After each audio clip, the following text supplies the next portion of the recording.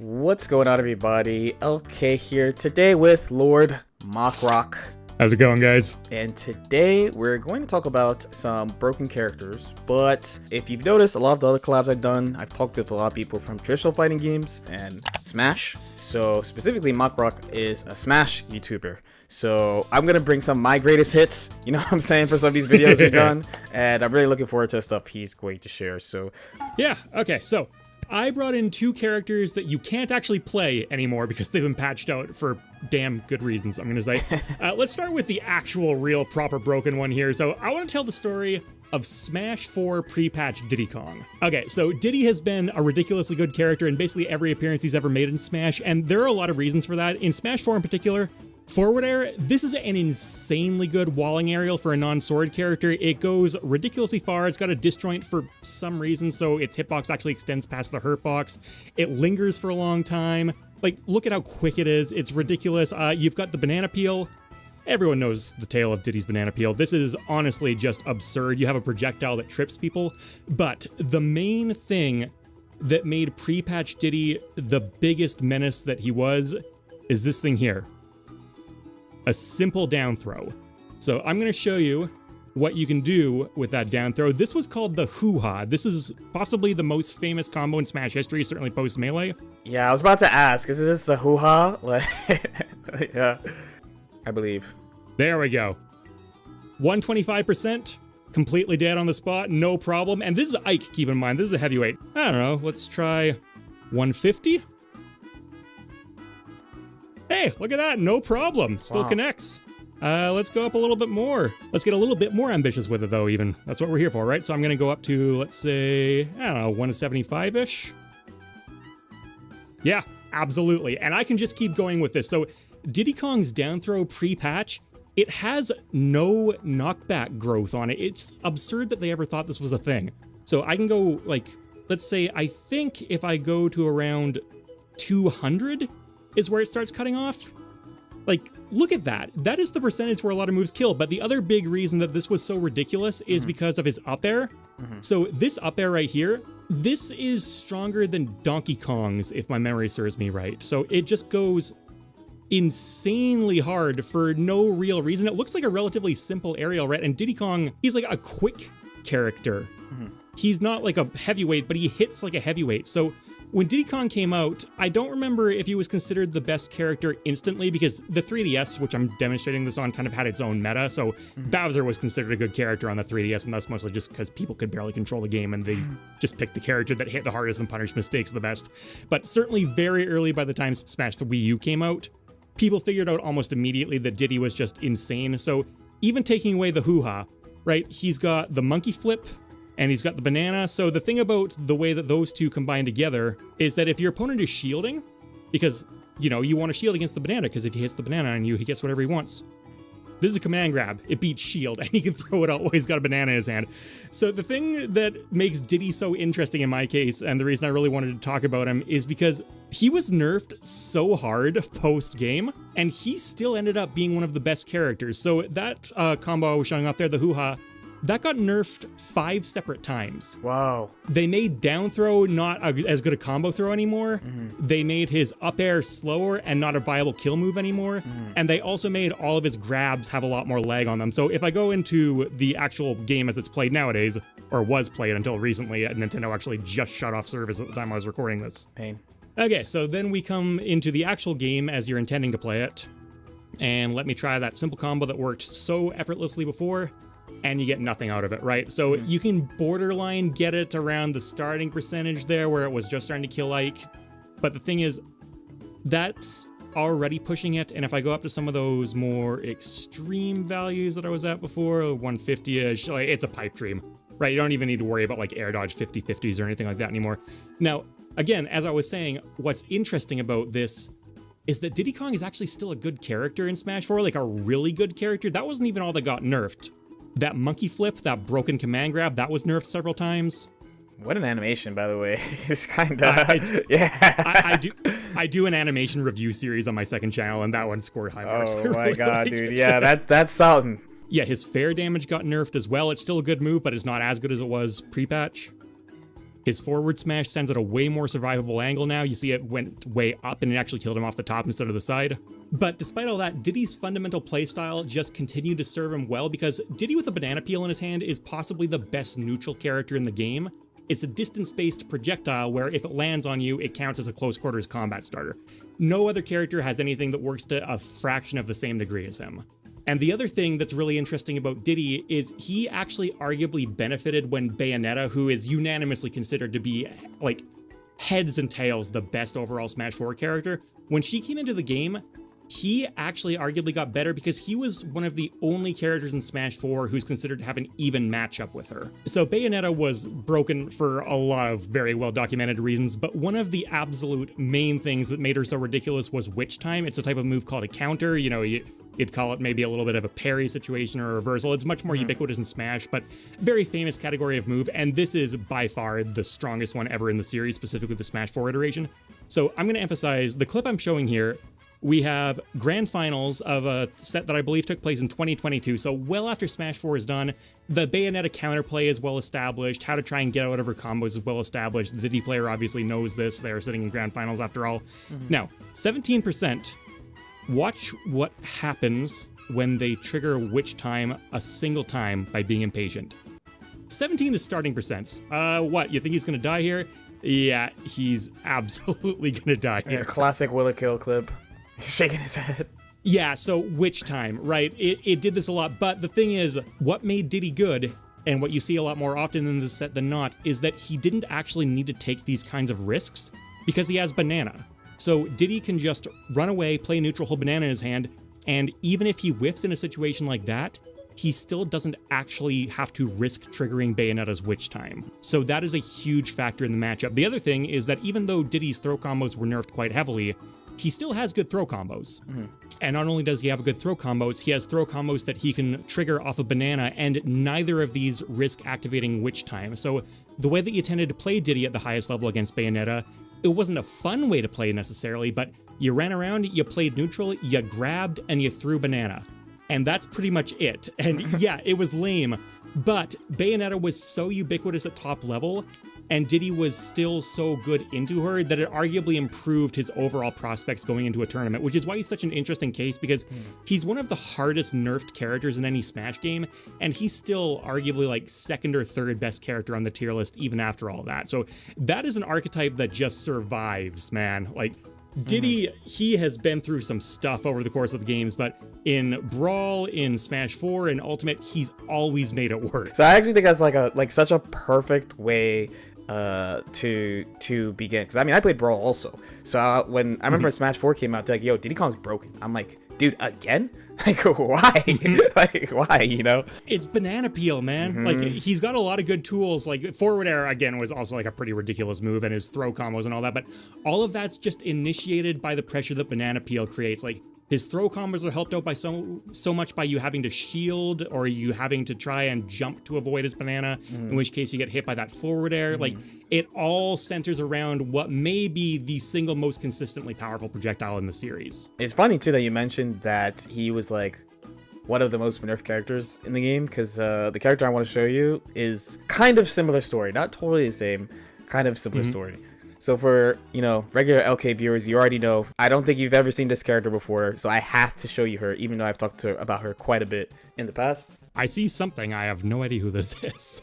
Yes, this is pretty much agreed to be the most broken character to ever be released in BlazBlue. There's some contenders, but for lack of a better word, this character is let's say the equivalent to like Smash Ultimate Steve or like Smash 4 Bayonetta, and that like people were always like she should be banned, but then like people were like, but we don't have enough info, or we should let it rock, or you know, she's one of those. I know the story. Yep. There's a couple problems that this character shows. One is that she has stuff previous top tiers used to have, but they took it away in this game. So one of the examples comes from, it kind of comes from how some of her combos and like buttons work. So this is a game where you go from like light to medium, and she had way more flexibility in the order of her buttons. Problem number two comes from her damage output. So this is actually a later version of her, but they just let her keep this. Honestly, they just really let her keep this. If you look under her little portrait right here on the top right, there's a little circle there. So that's what we call burst. It's a combo breaker, but you could also use it offensively. I'm just gonna let this clip speak for itself. Okay, so he's gonna do a little combo, and she's gonna go like this, and after the timer is done, she combos into a giant robot, and now he's dead. He might be dead, or it might be close to dead. What? Okay, this is actually not as good as it was too. Like there actually is, she could do actually way more damage in this. So big problem number 3 comes from her corner game. So here, you know, I get my air versus air into a combo, into a knockdown, and I'm gonna put this pillar, this lightning pillar that activates automatically, and I get covered, and you can't really see what's going on. And she can actually use a combination of this pillar and the fireball that goes down to like mix people up a bunch of ways. So that means you can like loop your pressure. He had to use his burst, his combo breaker, to get me off of him. So I don't know, BlazBlue, how commonly do you get burst? Burst, it depends on the game.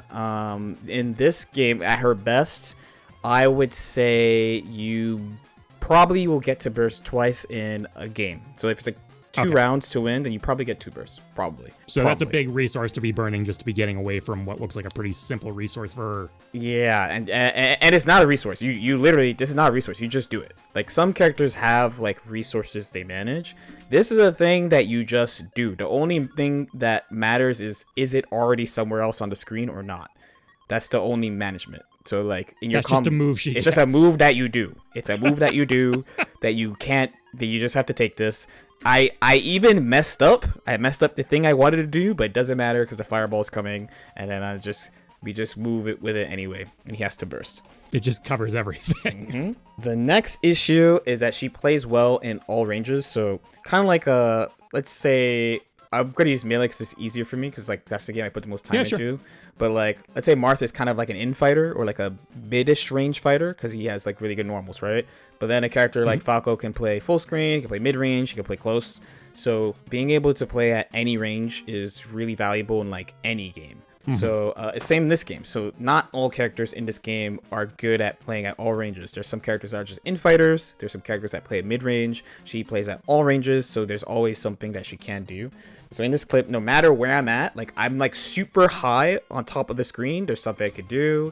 Or like I could just back off, protect myself in mid-range. I can anti-air, no problem. I could chase, no problem. I can have mid-range things, no problem. Like I'm always doing stuff. There's never like, oh, I can't do something. There's always stuff I can do, which is a pretty big advantage in a game like this.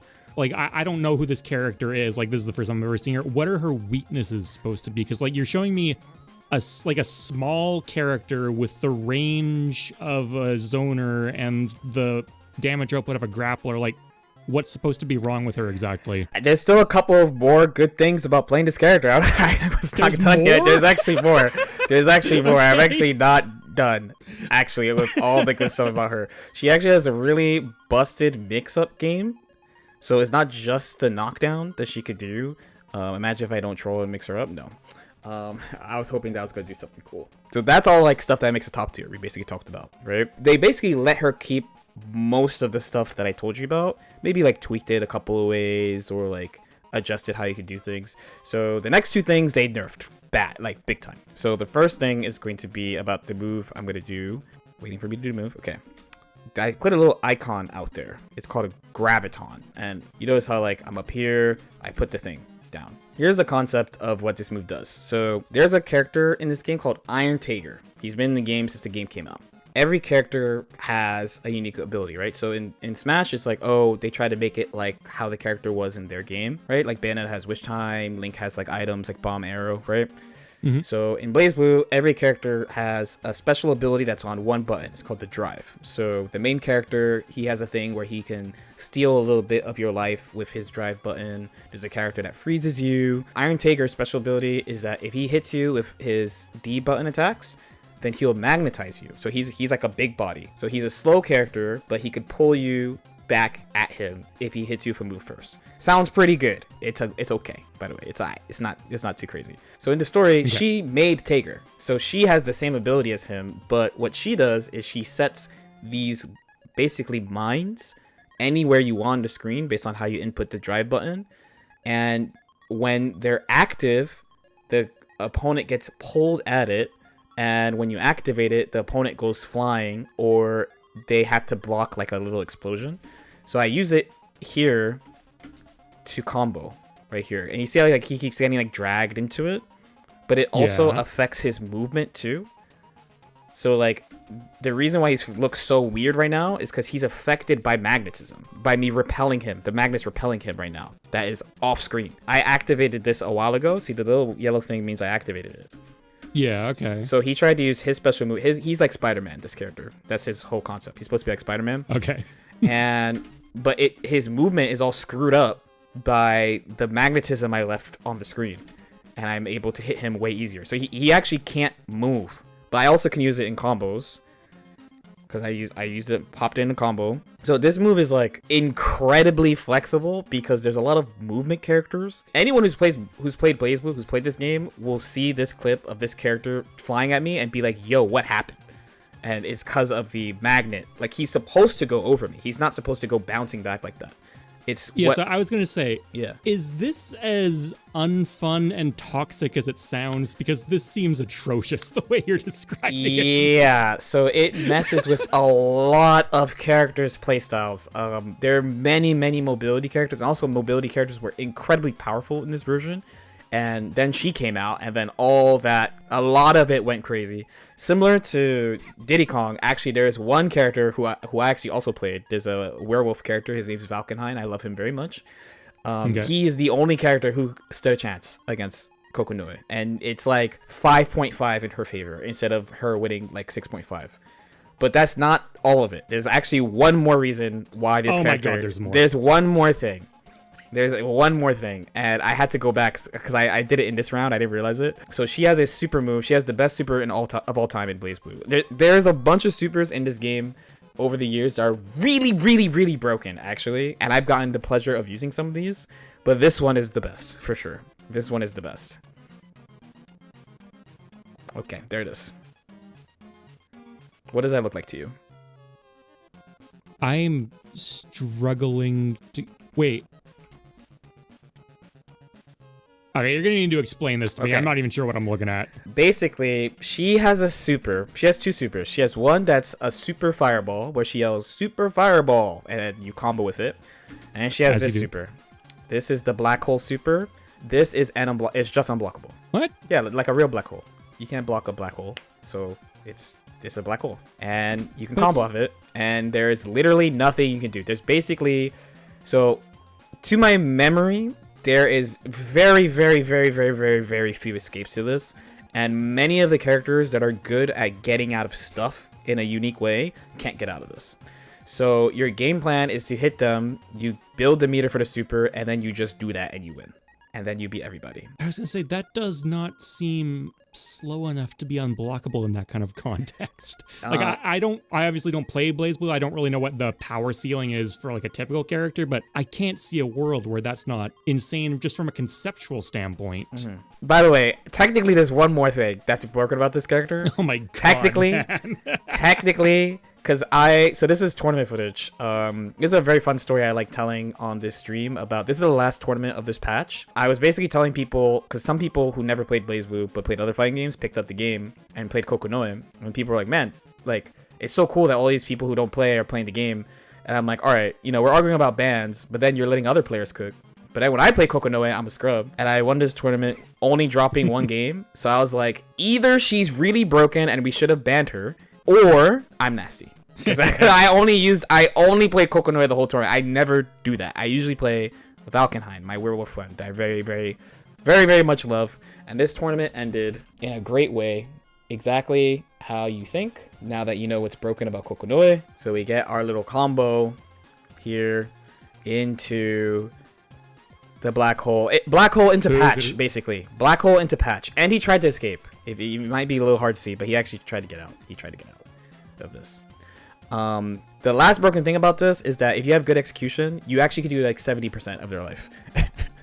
I never went for it. I never went for it because I thought it was hard. But there were actually a bunch of people who could do it. But I thought it was too hard. So I only did 60% because I was like, it's too hard to do a 70% combo. When we say good execution, like, are we talking frame perfect inputs here, or is there like a little looser? To be fair, I specifically don't know. What they would do is this black hole happens and you have to time like them touching the ground with a normal, which I personally found very difficult. I was like, what if I just don't do that? I just never mess up and do like 15% less damage, Side note, 70% is a ton of damage for this game. It's like broken levels of damage. Like average combos are like 30%, 15 to 30%, maybe like 50% using like a ton of supers and all that. You can like crack 50, 60.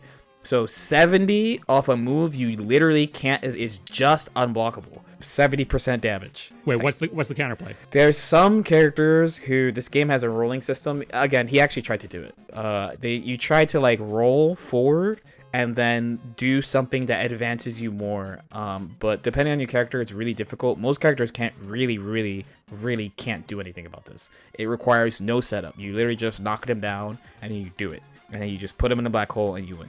Black hole into patch. Black hole into patch. That's the combo I did. Patch 2 days later after this. That sounds about right. Yeah. So they reference this character a lot for like, broken characters in fighting games. If you look up broken characters in fighting games videos, they usually reference this character because, this was like the first really big, at least for anime fighters, like DLC character that was like really actually game breaking. Was she fun to play? Like, obviously she didn't make it much fun for your opponent, but was she like an expressive character when she was in your hands? I mean, winning is fun. Fair enough. I mean, I'm not gonna lie. Winning is fun. Well, let's say, let's use Brawl Meta Knight as an example, right? The most notoriously powerful Smash character ever. People despised fighting against him, and he warped the entire game around him. He got a bunch of stages banned. He got a bunch of rules changed entirely based on how powerful he was. But whenever they tried to ban him, there were riots because all the Meta Knight players said he was the only fun character in the game, right? So is it that kind of situation, or is just like, no, there are other characters who can do what she does and play like she does, just worse, so why would you use them kind of deal? So, actually pretty interesting question. So, the thing that made me really mad about this character, outside of, this is 2014, so I'm like way angrier in games too, right? So, let's politely say, besides Scrubs being able to win with this character, even though the people who did succeed with her quickly from other games, they were obviously like really good players. They just wanted to hop in the game quickly. I mean, this is the perfect pick for that. There's an interesting case of my old BlazBlue main, who I'm really well known for, is a character named Lychee. She actually was on the screen earlier. Lychee. So this is actually a character I was really well known for. I played her for years, but in this version of the game, they actually buffed her significantly from the previous version of the game. But I actually felt like they made her more boring to play and less fun to play. So when Kokonoe came out and I started seeing what people were doing with her and I started playing her, I was like, wow, they made Kokonoe more broken old Lychee, almost, which was that made me pretty angry. I'm not gonna lie. And then the other thing that's bad is it's not like, because for Brawl, for people who are watching this who haven't played Brawl, this is, oh my god, I was a villain in these days, bro. Me and my boy, shout out to Spammer if you're watching this, bro. Me and my boy, we used to go to local tournaments and we would get grand finals, and we got to the point that we hated Brawl so much that I played DDD, I played like DDD, he would play like Meta Knight and stuff. But we would play each other Mario versus Luigi, and people were like, you gotta not do that, bro. Like, the integrity of grand finals. And we were like, this game sucks, bro. What integrity, bro? Like, so it's not like that. People actually really love BlazBlue, and like, again, the character really disrupts the game. There's only a couple of characters who could actually fight her. There's really only one, just Valkenheim. Lychee can't play the game normally, and she's a top tier. Many characters can't play the game normally against this character. It's like she invalidates so many characters, and then even characters that are like high tier characters that should perform really well in tournaments stand no chance. So it's not like she's the only fun character. Every character in this game is made so a specific type of person will enjoy the character. The characters are made to be polarizing so that like people will gravitate more towards a specific thing. So her being added to the game makes invalidating so many characters really hurts a game like this. So is she kind of like a jack of all trades, master of many kind of deal? Would that She be a fair way to put it? The best way of putting it is that she is a godly all-round character who also has aspects of other character types that she shouldn't have. So the main ways they nerfed her is they made the black hole way worse, because of course, and then they made the gravitron, the little magnet, not have a hitbox unless you're hitting them, so that you couldn't just like end other people's neutral game just by putting the thing on there. So you'd still be affected by the magnetism, but you wouldn't have like the plus 20 activation for no reason from full screen, because that just ends neutral basically. And just like Diddy, still top tier. Yeah, no, dude, I was gonna say, like, the concept of like a magnetism mechanic, that sounds really cool from a design space perspective. It's just, you can't tune it like that. That's not fair. That's just, it's not fair. You're changing well, it's more than just not fair, right? There's plenty of stuff that's not fair. I mean, good players don't play fair characters, let's be real. It changes the dynamic of the game in a way that just seems, from my like scrub newbie perspective, deeply unhealthy. Right, like, hey, why do players want to move around with their characters in a fighting game, right? Like, yeah, fuck all that. Yep. Preach. Putting some actual skill and like counterplay into it. Yeah, I can get behind a magnetism mechanic. That's interesting. I've never heard of that before, but man, you've convinced me. Yeah. I don't know anything about the BlazBlue series, but like, this sounds like horse shit. All right, I'm really looking forward to the next character you're gonna share. Yeah. All right, man, so took a bit of a different approach to this assignment, right? Because I could rattle off all the best characters in each Smash game. Smash 64, Pikachu, good recovery, hits hard, hypermobile. Melee Fox, good recovery, hits hard, hypermobile. Brawl Meta Knight, good recovery, hits hard, hypermobile. Smash 4 Bayonetta, good recovery, hits hard, hypermobile. In Ultimate, to be fair, Steve is a totally different beast. It's not that he's hypermobile, you just don't get to move. I thought rather than doing the obvious picks, let's do a little bit more of a blast from the past, something a little bit funnier. I want to talk about Smash Ultimate Pichu for a minute here. So here's the thing about Pichu in Melee. He was maybe the most famous joke character in fighting game history, depending on whether you want to call Melee a fighting game. That's not a discussion I feel like getting into, but he was essentially a strictly downgraded version of Pikachu, who's already considered like a respectable mid-tier, upper mid-tier, high tier, depending on your viewpoints. Pichu is basically Pikachu with almost every good aspect of the character taken away, and he hurts himself. Total joke, you only are seeing footage of him on the screen right now because Mewtwo King liked to break him out as a troll character on Final Destination sometimes, where he was vaguely almost playable if you were much better than your opponent, and that was about it. Even right now, it's not very impressive to look at. In the early days of Smash Ultimate, not only was Pichu considered better than Pikachu, there was a very serious case to be made that Pichu was the single best character in the entire game. Pichu in Ultimate has a lot of great traits, you know, like Pikachu, very fast, like Pikachu has very long recovery distance. This is not a burst movement option, or I should say it's not a burst attack option like Pikachu has. You can see there's no hitbox on it, but still, as far as just straight up distance, look at that, right? You can't complain about that. But you also notice it's hurting Pichu, and that's sort of intended to be the balancing factor.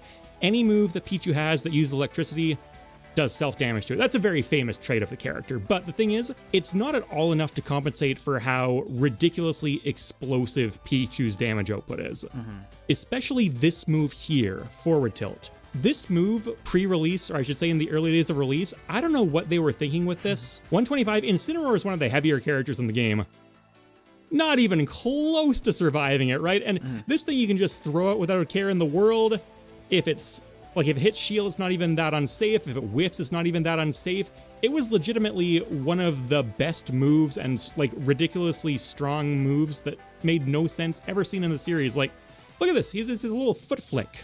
But even on top of that, you've got Thunder Jolt.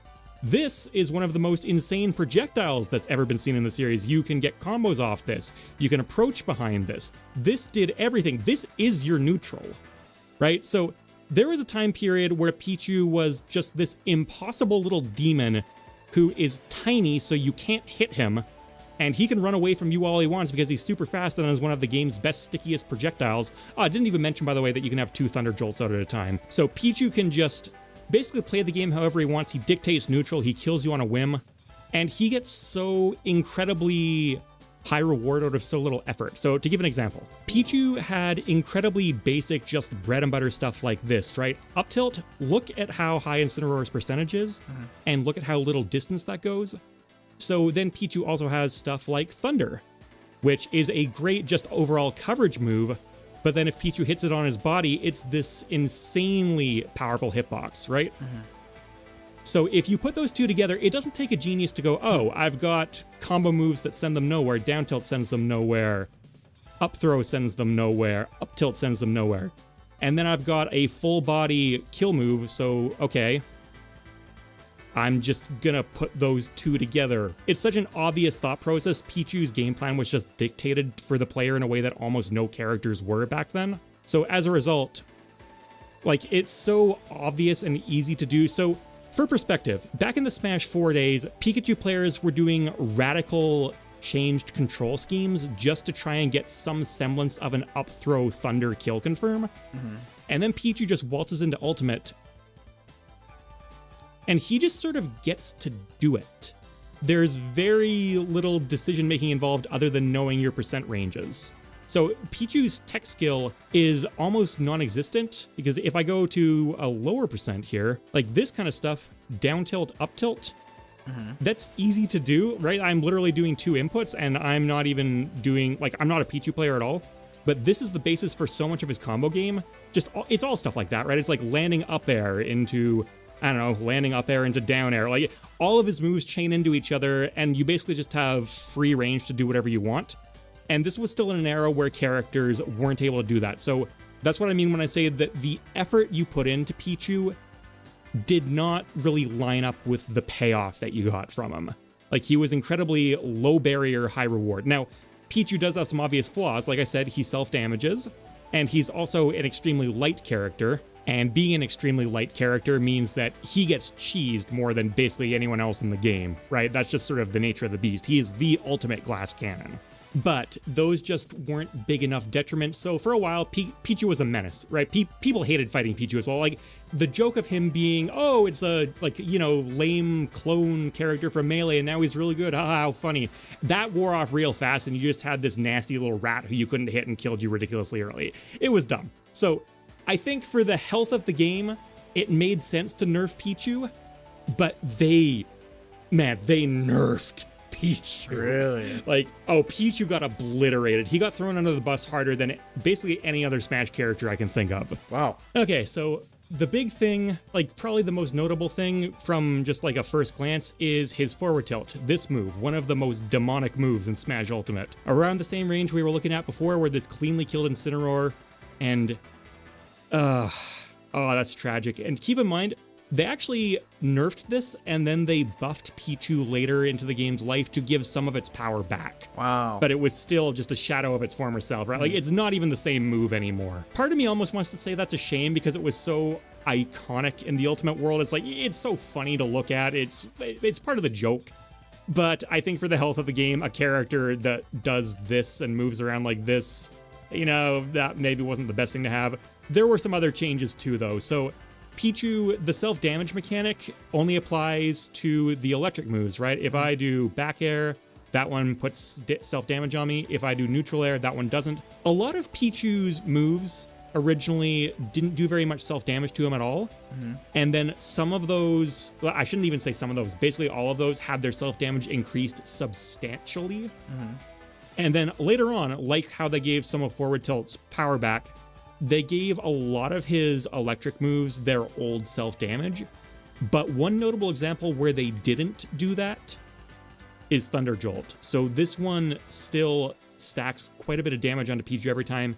And the thing is, Pichu needs Thunder Jolt. So I brought up the fact that a lot of his moves don't do self-damage to him. And the reason I mentioned that is because my thought process during the early Ultimate days after I heard Pichu was a good character was, oh, cool, so now we have a scenario where we've got this character who's really, really good, but also self-damages himself. So I wonder how the best Pichu players are going to regulate themselves, you know, taking the risk between using their completely health-enabling moves and their more powerful but self-damaging ones. Like, what kind of balance are they going to strike between those, right? The answer was none. There was zero. Like, they literally just spammed the electric moves because it's all of Pichu's best tools. And Thunder Jolt in particular, the thing is, if Pichu doesn't have that, look at how stubby his moves are, right? Like, he has no big moves. So he has no good burst attack like Pikachu does. So he has basically nothing to approach with except some nice ground speed and Thunder Jolt. So he's still forced to use that, but it hurts quite a bit. And you need to spam this, but you're reaching the point where you're just setting yourself up to die at 60, 70, and you're hitting those thresholds for 60 or 70 substantially earlier than you were pre-nerf. But that's not even all. Like, they did more nerfs to this character, right? So, let me show you something real quick. This is Pikachu. This is the character that Pichu was obviously derived from and largely still is. And Pikachu is one of the smallest characters in the game. So as you'd expect, you can just crouch down real low, and Falco's lasers or similar projectiles like that whiff. You can see the phantom hit sparks come up every now and then, so technically there are a couple of frames in the sway where it will hit Pikachu every now and then. If I waited long enough, I could demo it, but you get the picture. He's pretty much safe from lasers. So here's Pichu, and you may or may not know this depending on how up-to-date you are with your Pokemon lore, but the reason that Pichu and Pikachu are both in the game is because Pichu is the baby version of Pikachu in the Pokemon series, so it's what Pikachu gets evolved from. So, as you may expect, Pichu being the smaller version of Pikachu can also crouch the lasers. Just pain. The thick little boy. Just pain. Yeah, so what happened here was they made another change to Pichu in that same patch that I've been talking about this entire time, where his ears had their hurt boxes massively increased. So now Pichu is actually larger than Pikachu, which doesn't make any sense, and he's balanced around not being larger than Pikachu, but he just is, and they've reverted some of those weird changes they made. This one stuck, so Pichu is just spending the rest of Ultimate's lifespan, now that patches are all done, as a larger character than his adult form. I don't know, man. Smash has made some weird decisions, and they made some weird decisions with the Pokemon characters, but I find that one especially bizarre and a very weird way to try and balance them. Now, I'll say this, Pichu, he got nerfed into the ground, some of those changes came back, and let me be clear, the nerfs were the thing that kind of hit the nail in the coffin for him. Void was the best Pichu player in the world. He dropped him like a sack of potatoes after the nerfs, that was the end of the story. But I'm not necessarily sure Pichu would have remained broken even if he wasn't nerfed, because the thing is, a lot of characters, they started out having to put a lot more effort than Pichu players did to get the same kind of reward, but that didn't necessarily last. Ultimate's gotten way more optimized over the years, and Pikachu, as an example, who I brought up for, needing to work way harder to get the same kind of confirms that Pichu did. So this is the kind of stuff that Pikachu players are doing nowadays, right? They weren't doing this at the beginning of Ultimate's life, but God, there's been so much optimization of this game, and that little movement right there is called a slingshot. That wasn't even necessarily known about it at the time, but it enables these kinds of borderline 0 to deaths, right?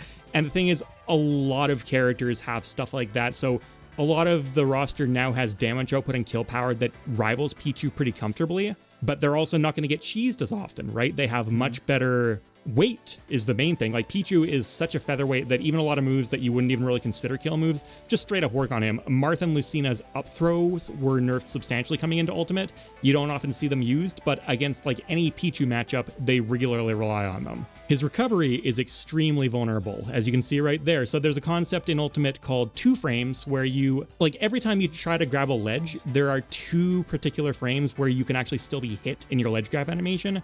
And the thing with Pichu and Pikachu is their up specials both drastically expand their hurt box while they're active. This is something that Pikachu is vulnerable to as well, but he can also threaten the mix-up by using Quick Attack as an actual attack, whereas Pichu's up special is Agility. It's different, it has no hitbox on it, so you're just free to go for the 2-frame every time, and it's really easy to hit. Now, I want to be clear, Pichu is still not a bad character, but his hardcore player base just generally finds that they like the thrill.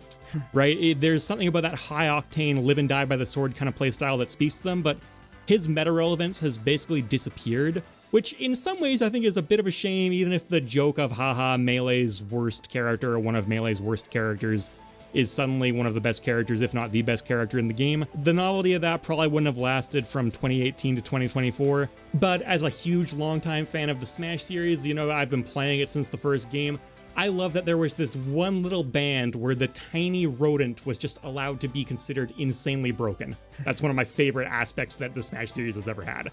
Even if, again, I can't emphasize enough, I'm happy he's not broken anymore. No, I felt like Pichu, that's one of the only times I've seen a character that's truly supposed to be a joke character be so good. there are characters who are supposed to be funny who end up being good. Like there's from the game I showed you before, right? There's a ninja named Bang Shishigami, but he like screams all the time. So you're supposed to be a ninja and stealthy, but all he does is scream and yell, all his special moves and stuff. People love him. And he, oh, that's a fun concept, right? Yeah. But he's not like a joke character. He's just like, isn't it funny that he's like, like all his moves are like normal. He punches you, he's really fast, all that stuff. But like, not like a straight up like, yeah, this is like, you're picking this to troll. Like literally the character is designed to do damage to yourself and it's made to be bad. Like there's not really an example of a character like that. So I found that actually pretty interesting. No, dude, Pichu, he's an interesting case study because the thing is, even when Pichu was super good, they still generally stuck to the spirit of the character, right? It still has the same weaknesses you expect. It's just that its strengths were exacerbated to the point where it was allowed to be super competitive, which caught a lot of people off guard. Like, that's one of those things you'd see, like, people make a Smash fan game and haha, what if we made Pichu broken? It was almost a tired joke even at that point. So to see it show up in just like the actual latest official release, I loved it. For a time. Like, yeah, like Pichu and Pikachu, even Pikachu, who's now, you're not going to have a lot of luck finding people who say that Pikachu is worse than Pichu. At the time, even back then, there was some debate, and Olimar was up there as well. Olimar is a character that, by the way, needed to be nerfed immediately. Like, Olimar would have been the most unhealthy thing for the game ever if he wasn't touched. But listen, all of these Olimar players out there complaining like, oh, he was over-nerfed. Nah. Maybe? Nah. But no one misses him. Like, you guys are in your own little bubble over there if you think anyone's crying but you. I'm sorry. I got a special one for you, actually. So this is a character. Yeah.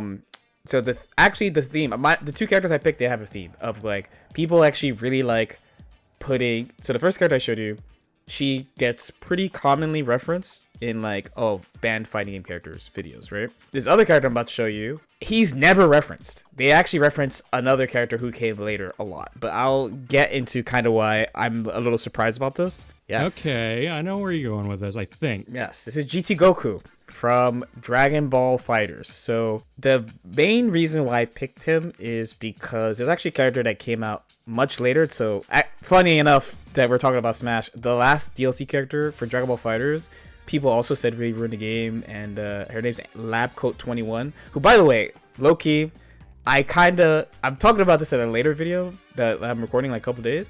I take credit for them adding that character to the game, by the way. I actually take full credit for them adding that character to the game. Really? Yes. It's a long story. I won't talk about it. Okay. I'll look out for it. Yeah. But this is actually the original DBFZ character that people were calling for bans. And, you know, we talked about like Meta Knight, for example.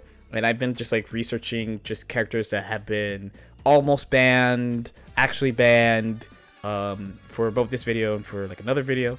And I believe there's a Brawl tournament. Is it Apex something? Apex 2012, Apex 2013, one of those, where there's like 5 Meta Knights in top 8, right? GT Goku, not only, and I was competing during this time, so there's 2019 DBFZ World Tour. There are multiple events where there are 5 GT Gokus in top 8. More than one, not one, like 4. Like there's many. Like he is really, really, really overrepresented.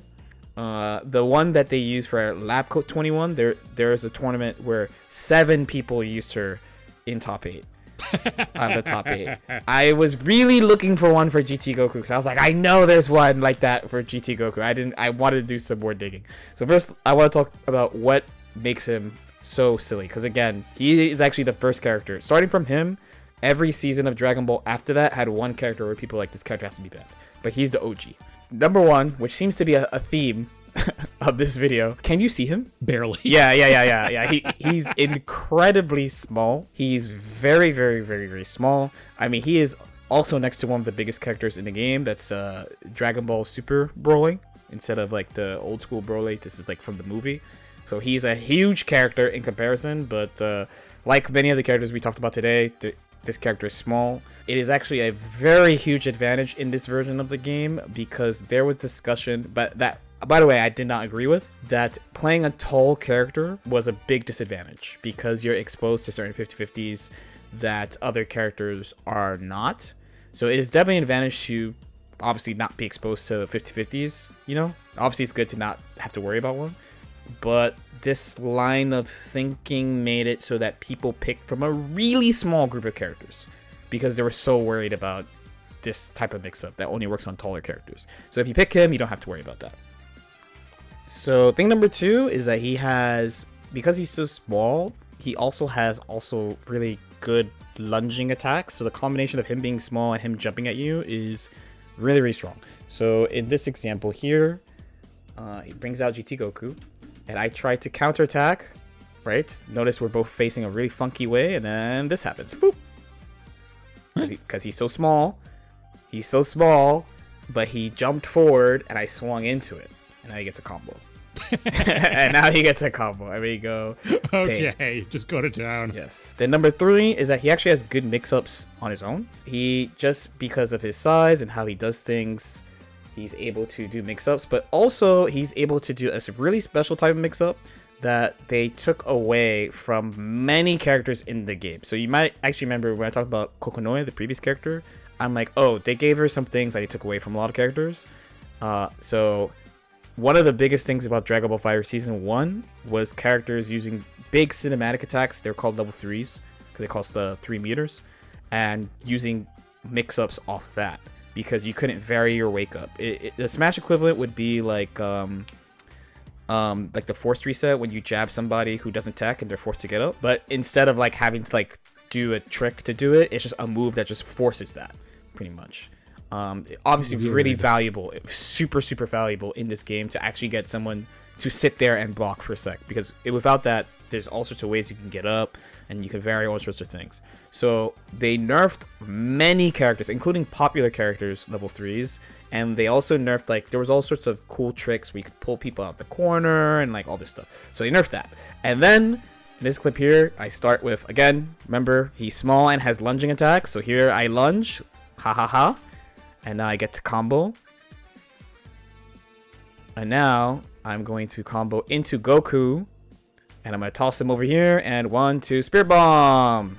And after all these nerfs they gave to so many characters, this super does 2 things. 1, it does a ton of damage. He can extend on its own, like this.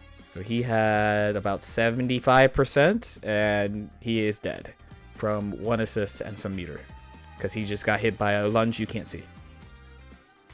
Boom, boom. So he was able to combo off his level 3 on his own, which is really rare in Dragon Ball. He's dead. But you also got this. So I'm gonna do a little combo here. 1, 2, Spirit Bomb. Let me your energy. So I don't have to combo. I can do what they took away from many characters, which I could do. This is not a 50-50. You know, it might not be common knowledge with traditional fighting game players, but Smash has 50-50s also. Yeah. It could be like air dodge 50-50s, DI 50-50s, but the point is there's 50-50s, right? So this is not 50-50. This is not 50-50. This is a 4-way mix-up. So there's 4 options that all hit at the same time, and you have to guess what I'm going to do. So I can go high, I can go low, I can go cross. There's many things I can do. I am a little gremlin, and I fake going over him, and he walks into my power pole, and now he dies. Because good luck. Wait, you get a full combo of that? Yes. So not only could I just combo if I wanted to, but he wouldn't die from me doing the extended combo of Spirit Bomb. So Spirit Bomb is considered level 3, so my opponent can't vary their wake up, but also, remember how I said like some characters used to be able to pull you out the corner and do a level 3 mix up, but they took it away? So his Spirit Bomb, you can't, if you do it in the corner, he faces the wrong way, but he has a million ways to throw you out of the corner and then do Spirit Bomb, which doesn't put you in the corner. And then you get this mix up, and now you're dead. So he gets to combo off that, and now he's just dead. I'm doing a baby combo because we like winning, and now he's dead. Dude, I would have been hit by that. I thought you were going over him too. Yeah. So there's a lot of like just dirty mix-ups you can do with it, and like if you get hit, you're basically guaranteed dead because it is Spirit Bomb, so it does a lot of damage.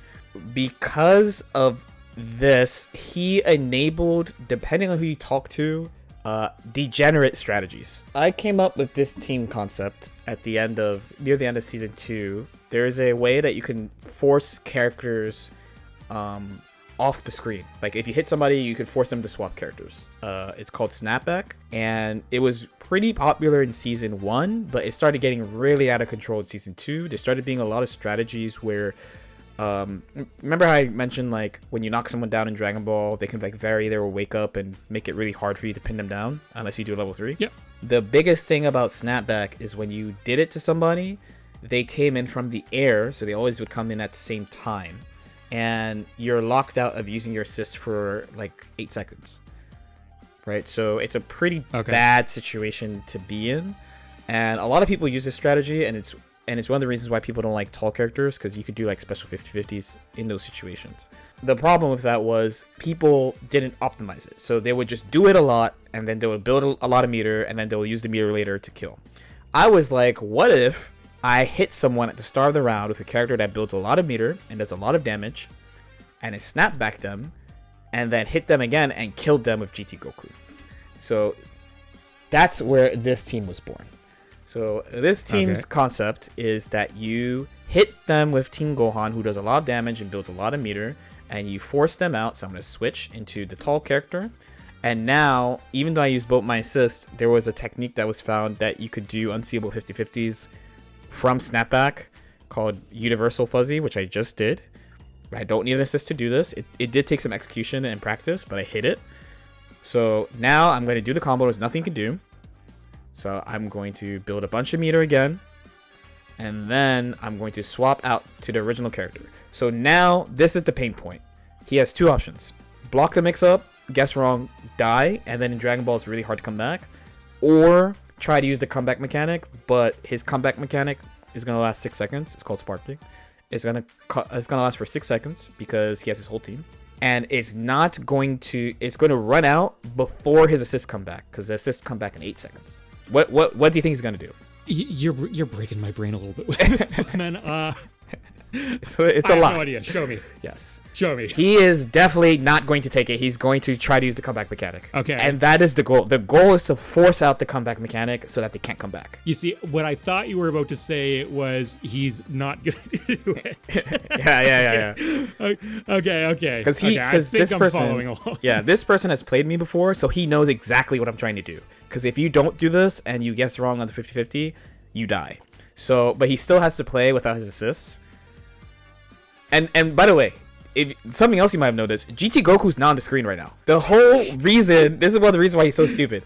Him being on the team enables the plan. So him just being in the top left of the screen, looking at you, smiling, going, "Hey, I'm Goku," forces my opponent to make these type of choices. Dude. yeah. And like I don't really play, like I've never really played a team fighter to any kind of serious degree. These are the kind of interactions that honestly, just from a spectating perspective, I kind of like.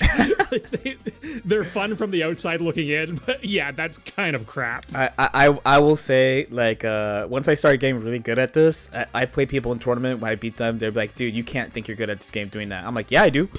Yeah, dude, I dealt with a bunch of just crazy stuff in this game already, so I feel great when I do this. So now, because he's forced to block, again, GT Goku didn't even do anything yet. He didn't really do anything. He just is waiting to enact the last part of their plan, which is killing them. Okay, so he's here. He's going to help me with my 50-50. Okay, blocks. Okay. Then I get to do another 50-50. His comeback mechanic is not doing anything because he's just stuck in blocks on. I hit him with the 50-50. And now I'm gonna just do another level 3, so he has to block again. And if he gets hit by this, he's dead. And he dies. There you go. Goodbye. And now I have a huge lead. Like, it is really, basically, you can't come back from it. If someone's better than you at Dragon Ball, you don't come back from this.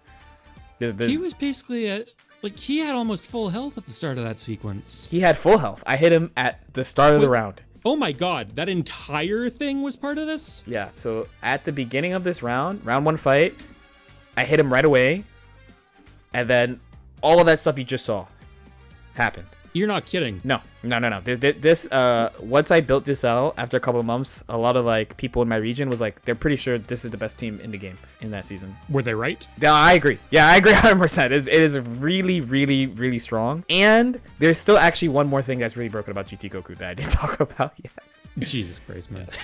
Let's try to it might be a little hard to see because he's going to be off screen, but it's actually about this thing. You see that little line there? This little blue Kamehameha. Oh, that's the one you're referring to. Yeah. Yep. So that's his assist. So in the current Dragon Ball, everyone has 3 assists, kind of like Marvel vs. Capcom 3.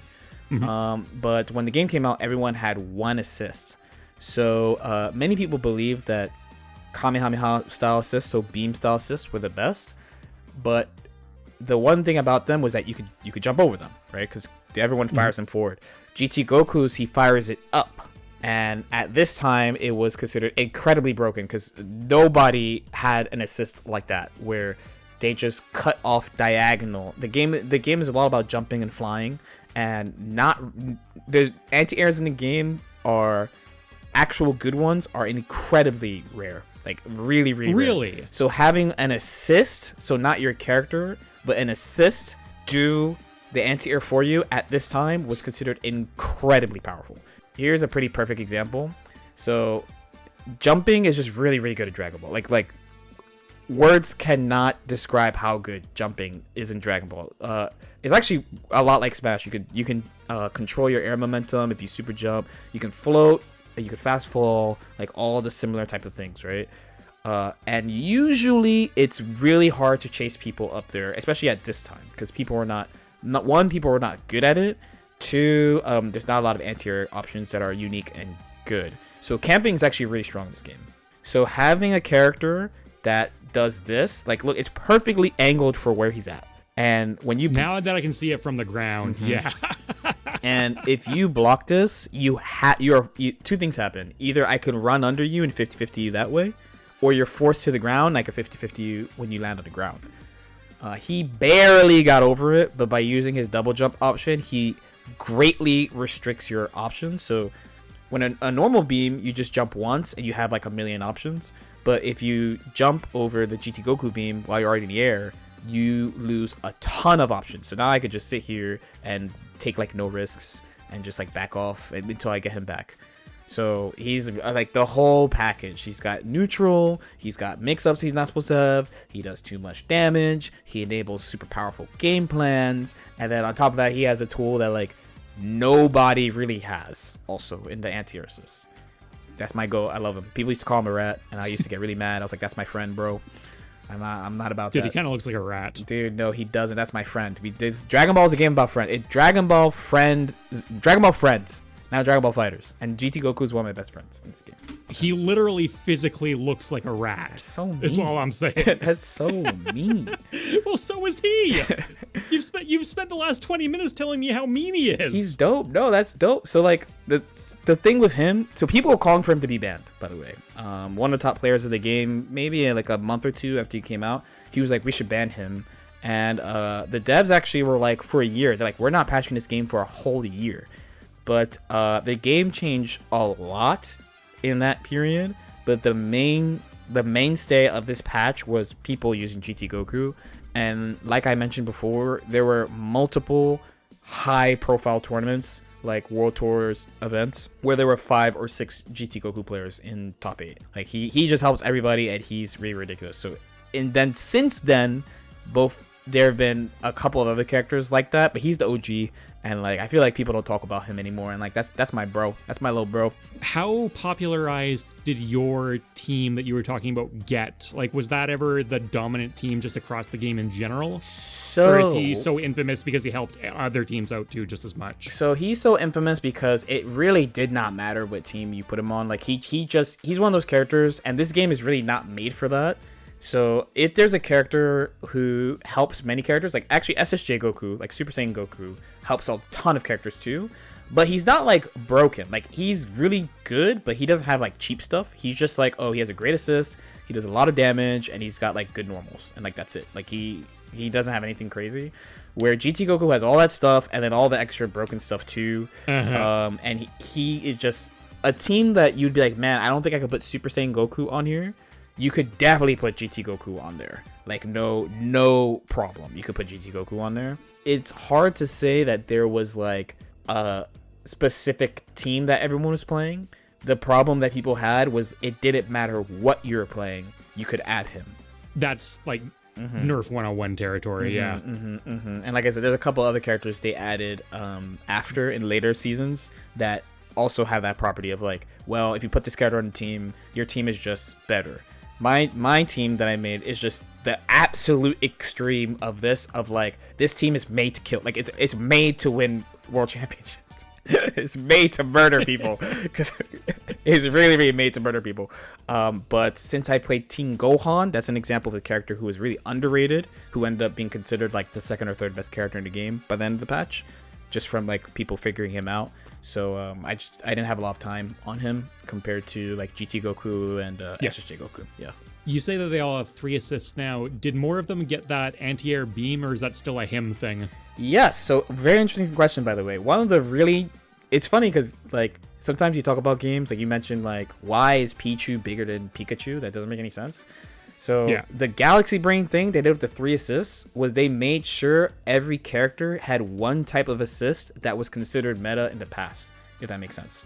Oh, that's clever. That's really, really clever. Okay. So it gives you reasons to play characters that people might not want to play normally, because the whole point is like, it's a Dragon Ball fighting game. So for example, my favorite Dragon Ball character is Trunks, right? And he has his assist is slightly better than It's called Change the Future. If you saw it, like, I'll even bring it up too. I'm pretty sure I remember hearing some stuff about Trunks being like a lot of people's favorite character, and a lot of people wishing he was just a little bit more developed. So I actually put a ton of effort into this character. So this is his original assist. It's called Change the Future.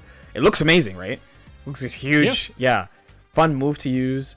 But it has a couple of flaws. Actually, I mean, a couple of big flaws, actually. So even though it looks like a crazy move, it's like depending on who you talk to, slightly above average or like an above average assist. So for example, they gave him SJ Goku's assist. Kamehameha. They gave him a Kamehameha. So he has Masenko as an assist. So if you like Trunks, but you're like, man, I don't like Change the Future assist, it doesn't work for me, you can give him a beam assist like Goku instead, and now you can just play him. Now that if that was the thing that was stopping you from playing him, now you can play him. Or if you like the GT Goku anti-air assist, there's a bunch of characters with anti-air assists now. Like Super Broly had one, Base Vegeta has one, but his kind of sucks, to be fair. But they basically just they looked at like what was popular in the game. So generally like beams and block string assists.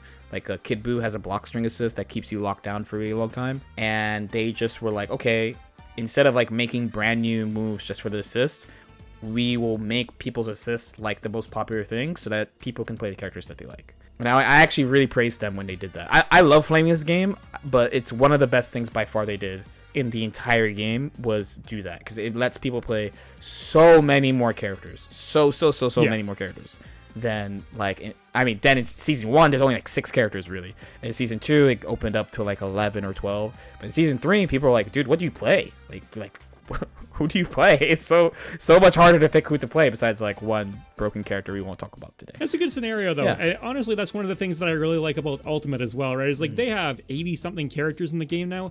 A shockingly large amount of them are at least vaguely viable. Like obviously if you're talking about like the top tier meta characters, there's a cutoff point somewhere around like the 15, 20-ish kind of range, but like a random mid-tier can just do good in Ultimate. Yeah.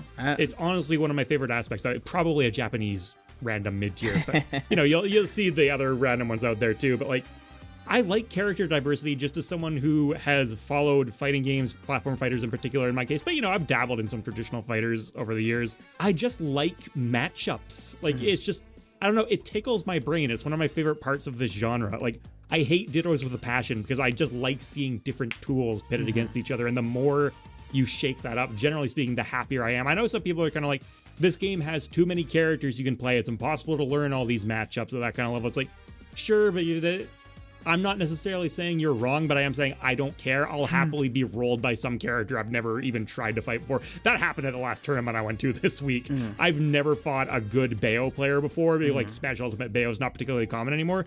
I ran into one of the best players in my region who plays Bayo. I got smoked. Like basically they ran into the corner and they just proceeded to shut down everything I tried to do to approach, but I actually legitimately had a good time. It's like a puzzle to try and solve. So like every time that happens, totally different thing I wanted to ask about, though. The thing that you're showing me on screen here, this looks like one of Terry's busted super moves in Smash Ultimate. What are the weaknesses of this? Basically, there's two problems. One is that it's very easy to camp because it doesn't go full screen, and you can make it go the wrong way with good movement, which a lot of high-level players have. Oh, okay, I didn't consider that. The other problem is that it doesn't have a lot of block stun, which is fine for when you actually have them locked down. But the point of this move is one of the things it's supposed to do is to be used as an anti-air, but you can make people block it in the air and they can move before they land on the ground. So it actually made it hard to lock people down with. I gotcha. Yes, very sad for our Trunks team. Yeah, I'm surprised to hear you say that anti-airs are weak in this game too. I was assuming by just how much air movement it has that they would like compensate for that somehow, right? Yeah, they did work on that, but that's a story for another time, I think. Fair enough. Let the people know where they can find you, by the way. Yeah, sure. I have two channels. I got a channel called Mock Rock, MOCKROCK, exactly what it sounds. Second channel called Mock Rock Talk. You stick a talk on the end of it, you get the drill. I'm sure it'll all be linked anyways. You guys know how YouTube collabs go by now. Yes, thank you so much for coming on. Yeah, thank you, man. It's super fun. If you guys have any questions, feel free to leave them in the comment section. If you want to do this again, let me know. We'll get some likes on here, and I'll see y'all next time. Peace out.